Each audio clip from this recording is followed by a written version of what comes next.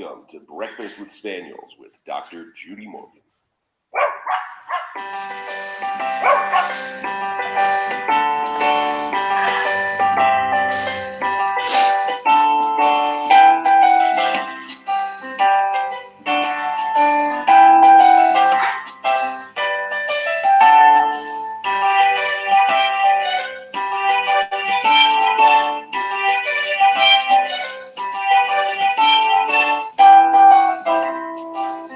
Almost on time today.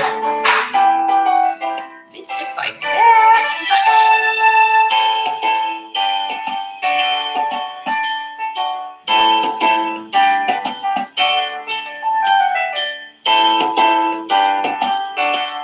I got no dogs.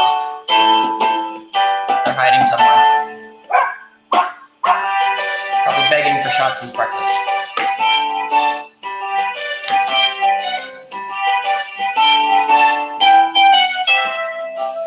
Morning, Teresa. Hey, thanks for the box of comfort food. Oh my gosh, amazing.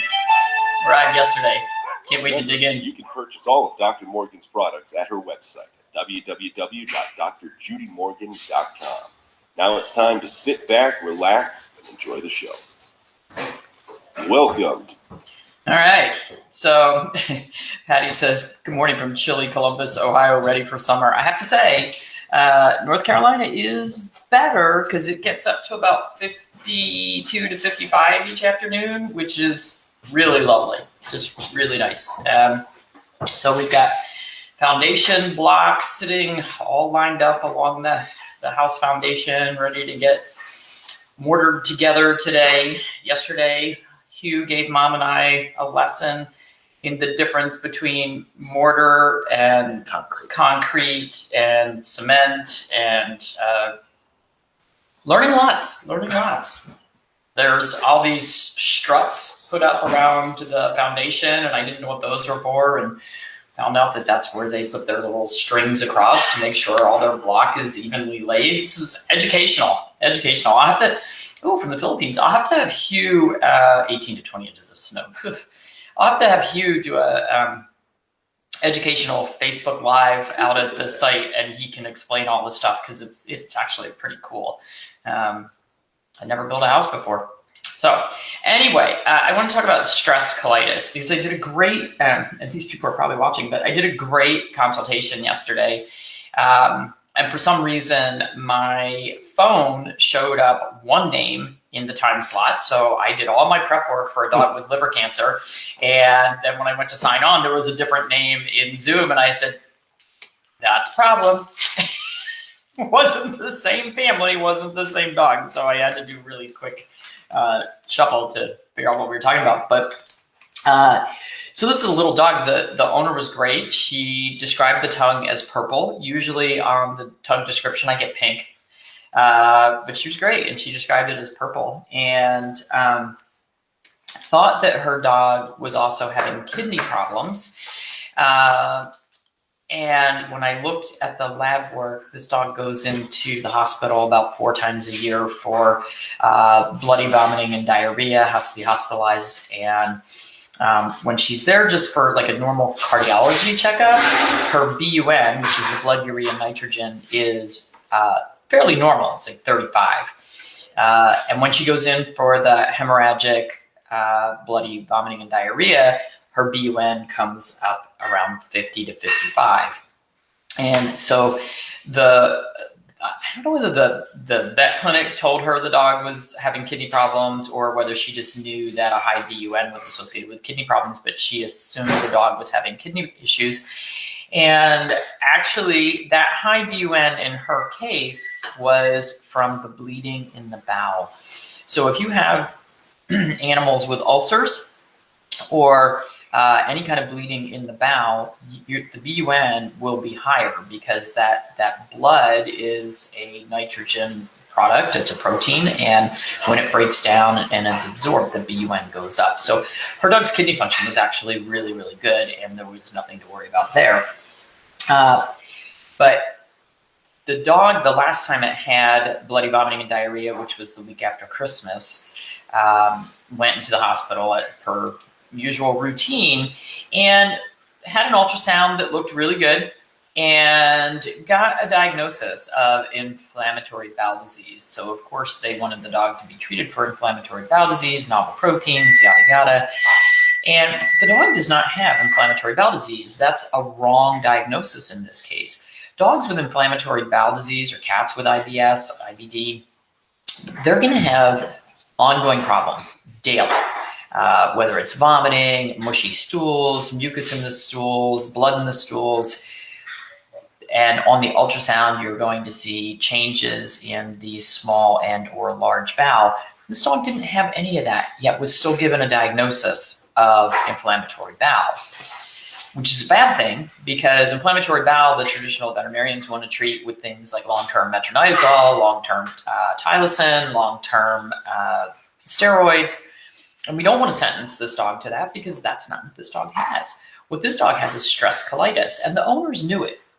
The owners were right on top of this, and they said, no, this happens about 4 times a year anytime there's a stressful event. So every 4th of July, fireworks, this dog ends up in the hospital 2 days later. New Year's Eve, fireworks, dog ends up in the hospital 2 days later. Over the Christmas holidays, there's a lot of activity around Christmas, and so the week after Christmas, here's the dog in the hospital again. So, and the purple in the tongue means stagnation.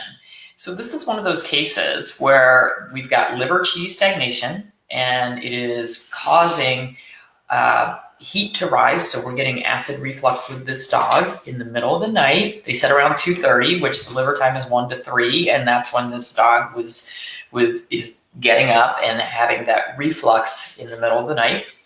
So the dog really read the book very, very well. They did check the dog for Addison's. It does not have Addison's disease. It actually had very high cortisol when it was tested. The dog doesn't have Cushing's either. What it has is when it stresses, it has an adrenal dump. It is dumping tons of cortisol. And then after that, it goes into adrenal exhaustion for a period. So it's not a shock what this dog is doing. It's really a classic case.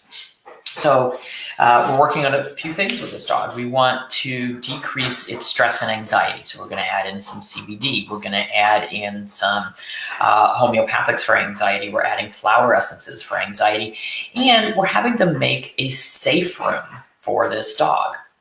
And they said every time something starts to boom, whether it's a storm, dog doesn't get as bad with storms, but is still very stressed. So anytime there's a storm or fireworks or anything loud like that, the dog runs up the stairs. I said, okay, do you have a walk-in closet upstairs? Let's make this dog a safe room. And if she wants to go upstairs, we're going to go upstairs. Normally, I would say go to the basement, underground. You have less reverberations, less light flashes. But I said, let's go find a room upstairs that is dark, does not have a window. So got a walk-in closet, that's perfect.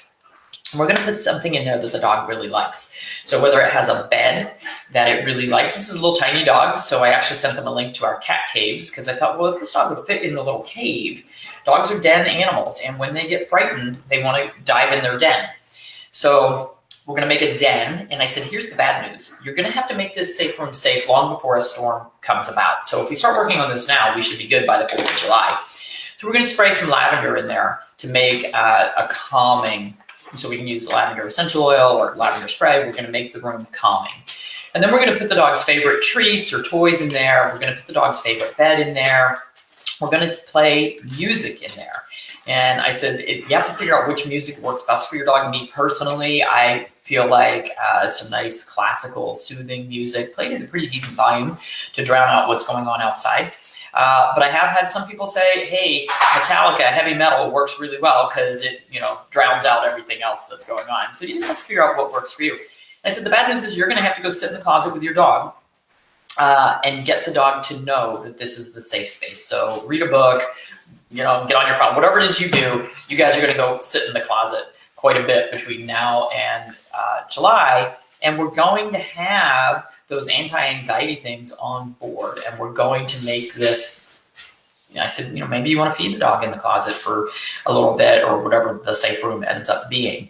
And it's funny because when I was little, my grandmother had a Dalmatian. Well, they had a series of Dalmatians, but my grandmother was really afraid of thunderstorms, and so were their dogs. You know, it kind of transfers from one to the other. Every thunderstorm, my grandmother and the dog would go hide in their closet, and it was not a big closet. It was just a regular closet. They'd go hide in the closet. So yoga, meditation, music for your pups. There is special dog music. It's called Through a Dog's Ear. So you can get CDs of that. And we put this dog on herbs. We put it on Jade Lady to cool the stomach ulcers that are there and cool that upper GI heat. And then we put her on Free and Easy Wanderer, which is Xiao San, to try to decrease that liver qi overacting on the earth system. So I have good hopes for this dog, but really, since this is a sporadic event for the dog, I think that if we can get the safe room and get the dog to be relaxed and understand that this is my safe spot and nothing is ever going to happen bad in there, nothing is going to hurt me there, mommy or daddy will be with me there, or both. You know, the whole family may be sitting in the closet every time there's fireworks, who knows. And then we have on the website, we have Storm Stress, which is a homeopathic. We have Fireworks, which used to be TFLN, thunderstorms, fireworks, and loud noises. That can be very helpful. We're starting this dog on some the CBD dog health with lavender in it as a calming. And we're going to use that every day for a while to try to just decrease stress in this dog. They said that most of the time she's pretty good. When the mailman comes, that's her job to go bark and chase him off. But that only lasts for a few minutes, but that's every day. So I'm excited for this one. I hope she does well. She's been on a really restricted diet, and unfortunately, the board-certified nutritionist prescribed balance it, 1 carb and 1 protein. The owner didn't like that, so she doesn't use it very often. So we talked about other ways that we could balance that. So, Through a Dog's Ear is also on Spotify. Olivia calmed down instantly with that soft music. There you go. There you go. So maybe we should look into getting the Through a Dog's Ear. So fun and games. These consultations are always fun. Luckily, this one jumped out at me right away because I literally had like a minute and a half to prepare, and I actually made the people hang on Zoom while I was reading the records. But she was really pretty classic, so hopefully she responds really well. Okay, what CBD am I using for this dog? The CBD Dog Health with the lavender. And that is on naturallyhealthyhemp.com. I think they have a bunch of different ones. Naturallyhealthyhemp.com. That company has a bunch of different ones. They have one with turmeric in it, which is really good for our cancer cases. And then they have just a plain one with no essential oils added to it. So lots of fun stuff. Okay. Everybody have a wonderful day. Got to go out to the barn. I got lots of meetings today.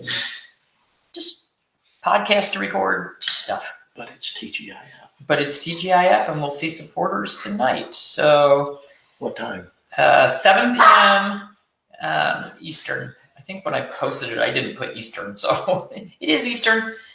I don't know if we're going to get music or not. My computer is really still weird. At least it says she uses turmeric. Yeah, my computer says no to music. So, okay, everybody have a great day. See you tonight.